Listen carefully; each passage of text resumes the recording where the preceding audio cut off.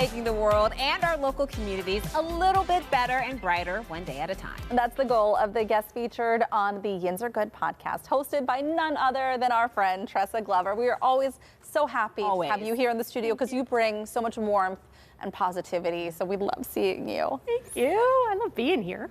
So let's talk about something on the podcast, the Rock Garden. Tell us how you found out about this. Oh my gosh. Okay, it was an accident. First of all, it's a complete accident. I was driving through Bethel Park to drop something off at a house I'd never been to.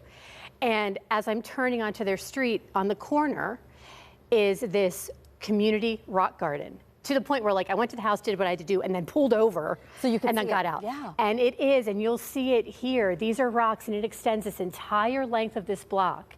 Wow. And there's a sign that says, "Take one for inspiration, or leave one for somebody else." But it was the most like positive, encouraging messages where you would never expect. I mean, just things like this. And I was like, I like ran across the street, and I was like trying not to, there was a lot of traffic. So but beautiful. It really is something special and just right there. And it's that whole idea, you know, of, there's been a theme lately on the show of just being a good neighbor and how can we help each other and what can we do? And something like this is just, it's really incredible.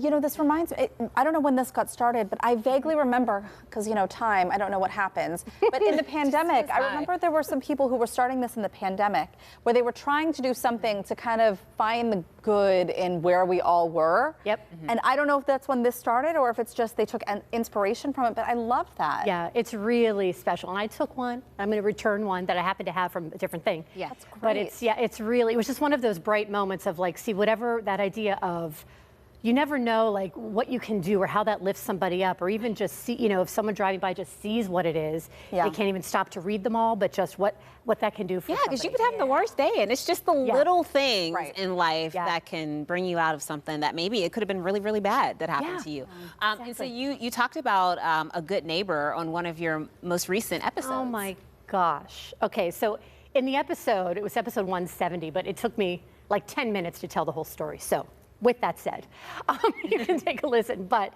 it is this woman who, I mean, we first met maybe the late teens, but how it evolved really thanks to our dog, Hazel, who sometimes will make appearances on the show in the background. But this woman who she's in her 70s, and how our friendship grew as she began giving treats to our dog, and it was during the pandemic. And she started tossing them down from their balcony at first, right? Because we were all keeping that distance. And then, of course, Hazel would drag me there. And then this friendship evolved between us as we started learning more about each other. She's up in the balcony and I'm down below. And it has become, really, she has become like family. She's in her mid-70s or so now. But we have been there when my mom passed away suddenly.